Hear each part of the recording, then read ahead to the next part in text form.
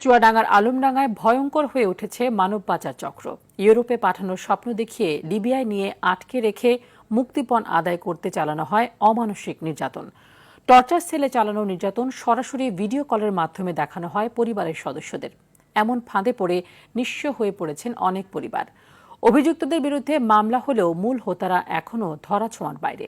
চুয়াডাঙ্গা থেকে জহির রায়হান সোহাগের পাঠানো তথ্য ও চিত্রে আরও জানাচ্ছেন আব্দুল হামিদ। ইতালি গেলে বদলে যাবে পরিবারের ভাগ্য, গ্রামে কাটানো অভাব অনটনের জীবনে ফিরবে সচ্ছলতা, এমন কত শত মন ভোলানো কথার ফাঁদ পেতেই বিদেশ যেতে রাজি করানো হয় গ্রামের সহজ সরল মানুষদের।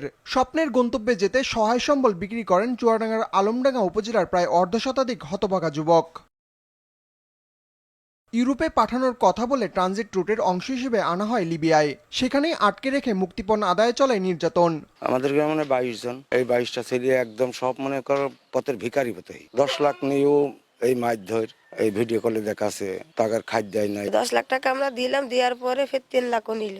3 লাখ নেওয়ার পরে 13 লাখ হয়ে গেল, আবার ফের বলে 2 লাখ দাও, আবার ফের 2 লাখ দিলাম, দিয়ে 15 লাখ টাকা আমরা দিলাম। দেওয়ার পরে এখন ছেলেপিলে মাছ ধর করে আরাম করে ছেলেপিলের ভিডিও কলে দেখাই। তারপর এখন কি করবো ভাই বলেন দিন, আমাদের মরণ ছাড়ার কোনো পথ নেই। হলো 1 ঘন্টার মধ্যে 22 লক্ষ টাকা দেওয়া লাগবে, নাই তো মাইরে পঙ্গ বানিয়ে দেবো। তারা বসে টাকা দাও না মারবো ধরবো। সরকারের কাছে আমাকে দাবি যে আমাকে ছেলে হয় ইটালি পাঠিয়ে দিক, আর না আমাদের দেশে আমাকে বকিস দিদিক আমাকে ছেলে। পাচারের সঙ্গে জড়িত একটি চক্র উপজেলার বেলগাছি গ্রামের সাগরের নিয়ন্ত্রণে, আরেকটি চক্র নিয়ন্ত্রণ করেন 7 বিয়ে করে দেশজুড়ে আলোচনায় আসা কুষ্টিয়ার রবিজুল ইসলাম।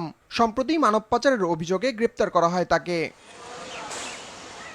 মানব পাচার চক্রের কয়েকজন আটক হলেও ধরাছোঁয়ার বাইরে মূল অভিযুক্তরা, তাদেরকেও আইনের আওতায় আনার আশ্বাস পুলিশের। আমরা যখন মামলা তদন্ত করে নাম ঠিকানা সঠিক পেলে তাদেরকে আমরা আমাদের যে এনসিপি মানে আমাদের পুলিশ হেডকোয়ার্টার একটা সেল আছে, তাদের মাধ্যমে আমাদের প্রবাসী কল্যাণ মন্ত্রণালয়ের সহযোগিতায় তাদেরকে নাম ঠিকানা যাচাই করে তাদের দেশে আনার আমরা বিভিন্নভাবে চিঠির মাধ্যমে চেষ্টা করি। প্রতারকদের সর্বোচ্চ শাস্তি নিশ্চিতের পাশাপাশি লিবিয়ায় আটক বাংলাদেশিদের ফেরত আনতে সরকারের পক্ষ থেকে দ্রুত কার্যকর পদক্ষেপ চান ভুক্তভোগীরা।